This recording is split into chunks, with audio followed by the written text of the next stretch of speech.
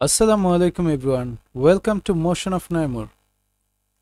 আজকে এই ভিডিওতে আমরা দেখব কিভাবে প্রিমিয়ার প্রোতে কোনো একটা কাজ বা প্রজেক্ট শুরু করার আগে আমাদের ফাইলগুলো অর্গানাইজ করে নিতে হয়।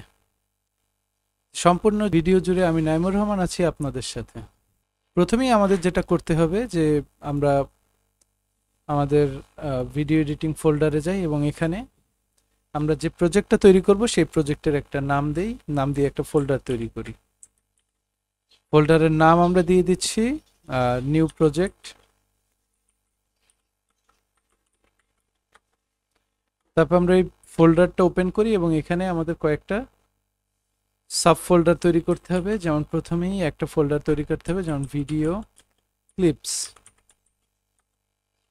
তারপর আমাদের যে ভিডিওর যে ফোল্ডারটা তৈরি করতে হবে তার নাম হলো ব্যাকগ্রাউন্ড মিউজিক, বিজিএম আর সাউন্ড ইফেক্ট। আপনারা চাইলে আলাদা আলাদা ফোল্ডারও তৈরি করে নিতে পারেন। দেন আমাদের যেটা প্রয়োজন গ্রিন স্ক্রিন এবং ওভারলে। তারপর আমরা যেখানে আমাদের প্রজেক্ট ফাইলটা রাখবো সেই প্রজেক্ট ফাইলের জন্য একটা ফোল্ডার তৈরি করতে হবে, যার আমরা নাম দিয়ে দিচ্ছি প্রজেক্ট ফাইল। তারপর আমাদের সম্পূর্ণ কাজ শেষে আমরা ভিডিওটা যেখানে এক্সপোর্ট করব সেটার নাম এক্সপোর্ট ফাইল।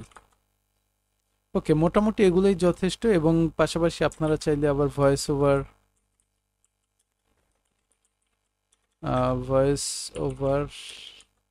ওভারের জন্য আপনারা চাইলে একটা ফোল্ডার তৈরি করে নিতে পারেন, এবং আনুষঙ্গিক আপনাদের যে সকল ফাইলগুলো লাগে তার জন্য আপনারা চাইলে দু একটা এক্সট্রা ফোল্ডার তৈরি করে নিতে পারেন। এবং এরকমভাবে কাজ করাটা খুবই গুরুত্বপূর্ণ, কারণ যখন আপনারা টিমে কাজ করবেন তখন দেখা যাবে যে একই ভিডিওতে অনেকজনের কাজ করার প্রয়োজন হতে পারে।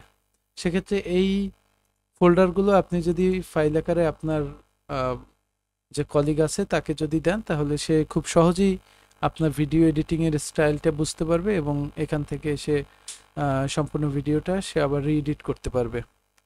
তো ফাইল অর্গানাইজেশন নিয়ে এই ছিল আজকের ভিডিওটা। আশা করছি আপনারা বুঝতে পারছেন, এবং আপনারা যদি সম্পূর্ণ ভিডিওটা যদি খুব পছন্দ করে থাকেন তাহলে অবশ্যই লাইক দিবেন, শেয়ার করবেন এবং সাবস্ক্রাইব করবেন আমাদের চ্যানেলটি। ধন্যবাদ আপনাদের সবাইকে।